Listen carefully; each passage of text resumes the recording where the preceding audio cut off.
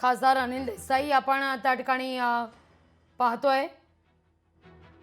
तर वरिष्ठ पोलीस अधिकारी घटनास्थळी दाखल झालेले आहेत। या सगळ्याचा आता तपास केला जातोय, आढावा घेतला जातोय। शंभूराज देसाई यांनी देखील या मुद्द्यावर प्रतिक्रिया दिलेली आहे, तर अंबादास दानवे यांनी देखील या सगळ्या मुद्द्यावर भाष्य केलंय। पाहूया। मुंबईच्या माननीय पालकमंत्र्यांच्या बरोबर मी या विषयाची चर्चा करतो।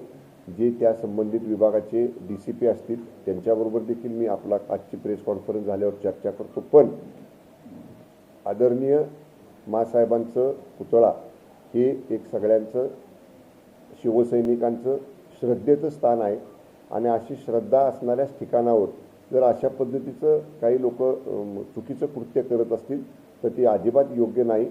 त्या परिसरामध्ये नक्कीच महानगरपालिकेचे किंवा पोलिसांचे कुठं CCTV फुटेज असणार आहेत।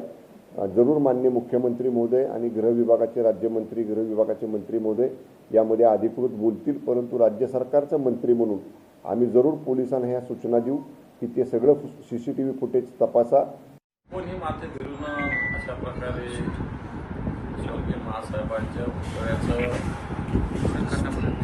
अशा पद्धतीनं कृत्य करण्याचा प्रयत्न केला, मला वाटतं हा निषेधार्ह आहे। पोलिसांनी ताबडतोब या संदर्भात आरोपींचा शोध घेतला पाहिजे आणि आरोपीवर कठोर कारवाई केली पाहिजे। एकंदरीत हे सगळा प्रकार पाहता राज्यातली जी परिस्थिती त्याच्यानुसार काय वाटतं तुम्हाला कोणी केलं असेल?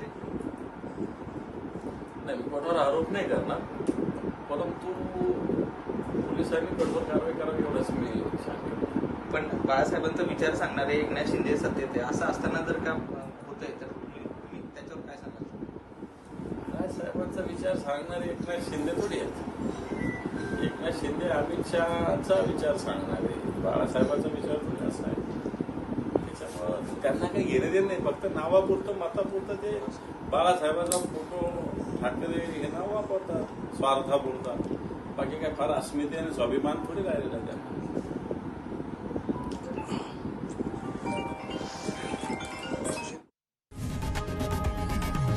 लोकशाही मराठी ऐका, पहा, जागरूक रहा।